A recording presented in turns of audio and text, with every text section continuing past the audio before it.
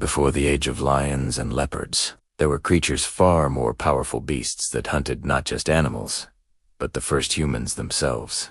In the ancient African jungle, the air was thick with mist and silence. Only the hum of unseen insects and the faint rustle of wet leaves filled the air. This was the age of Homo habilis, the dawn of human struggle. Before sunrise, 5 figures moved through the fog, 3 men, 2 women searching for roots and fruit. Suddenly, the birds stopped singing, the forest grew still, and then, from behind the tall reeds a flash of golden eyes, the saber-fanged lion emerged. Massive, muscles rippling under striped fur, 2 curved fangs, glinting in the pale light. Its breath steamed in the cold air. Each exhale carried the promise of death. The humans froze, hearts pounding. They had no weapons, no fire, only courage.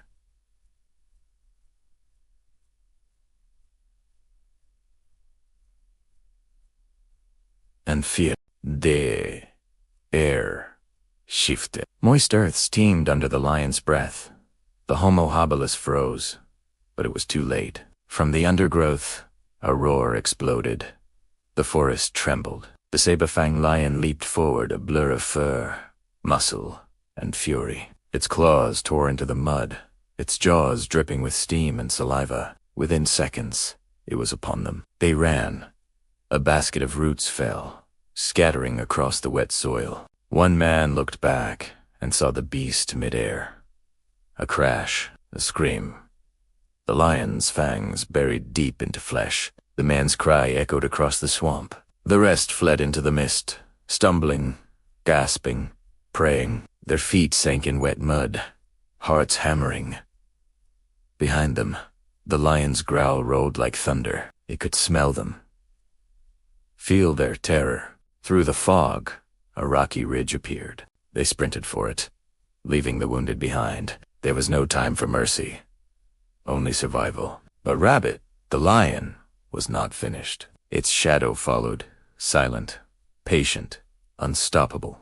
Beneath the cliff, the air was damp and thick. The small tribe of Homo habilis crouched together, exhausted, trembling. From beyond the trees came soft, rhythmic steps, then silence. For a breath, they thought it was over. Then the bushes stirred, and 2 red eyes glowed. It was Rabbit.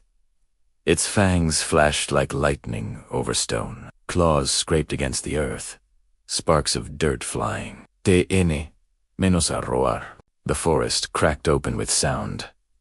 A man lifted a torch. A woman threw a stone. A young boy raised a sharpened branch like a spear. Together, they shouted, "Fire! Fire!"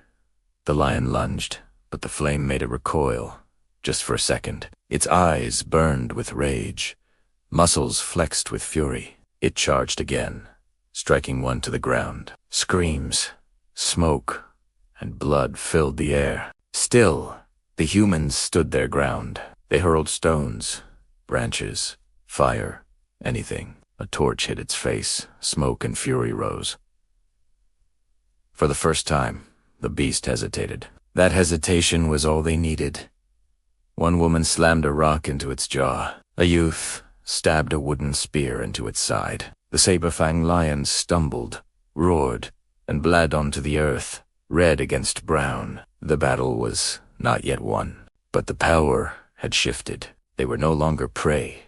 They were becoming hunters. Smoke drifted across the forest. The air was thick with the scent of blood and burnt wood. The giant beast Rabbit lay on the ground, breathing weakly. Blood soaked the earth beneath him, and the Homo habilis tribe stood in silence, breath heavy, eyes bright. No one spoke, only the whisper of the wind and the cautious return of distant birds. A woman lowered her torch to the ground. A young man lifted his injured friend. They looked at one another. They were alive. They had defeated a monster. No medal, no armor. Only courage, unity, and thought. Rabbit raised his head once more. There was no rage left in his eyes, only exhaustion and surrender. With a final growl, he fell still. The forest fell quiet, as if holding its breath in reverence. Then, sunlight broke through the canopy. It touched their faces, tired, scarred, but shining. There was no fear anymore, only the spark of something new. Hope. They gazed at the fallen beast, a symbol of power now conquered. Gathering their tools and their wounded, they walked onward into the open plains. Toward new lands, new trials, and new dreams. That moment became more than survival. It was the birth of defiance, the spark of humanity's rise. When the beast fell, humans stood tall. And from that day, the story of civilization began.